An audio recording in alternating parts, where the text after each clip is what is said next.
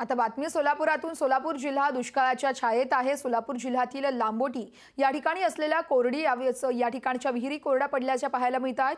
तर सीना नदी कोरडी पडल्याने शेतीसह पाण्याची टंचाई निर्माण झाली आहे। या संदर्भात आढावा घेतला आहे आमचे सोलापूरचे प्रतिनिधी वसीम अत्तार यांनी। आपण पाहूयात। सोलापूर जिल्हा हा दुष्काळाच्या छायेत आहे। आपण सध्या आहोत सोलापूर जिल्ह्यातील लांबोटी या ठिकाणच्या सीना नदीवरती।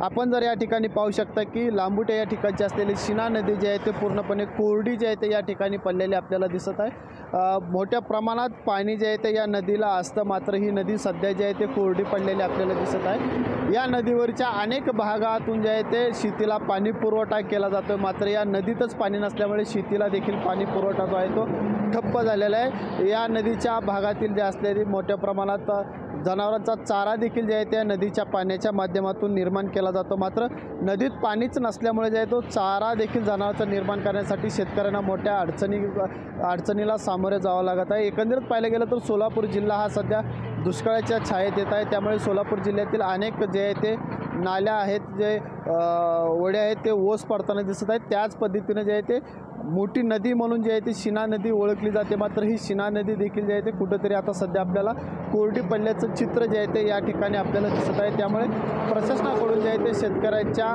पाण्याच्या बाबतीत असतील किंवा चाऱ्याच्या बाबतीत असतील उपाययोजना लवकरात लवकर कराव्यात अशी मागणी देखील जी आहे ते शेतकऱ्यांकडून केली जात आहे। कॅमेरामन तोशिफसह मी वसीम अत्तार, लोकशाही न्यूज, सोलापूर। लोकशाही मराठी ऐका, पहा, जागरूक रहा।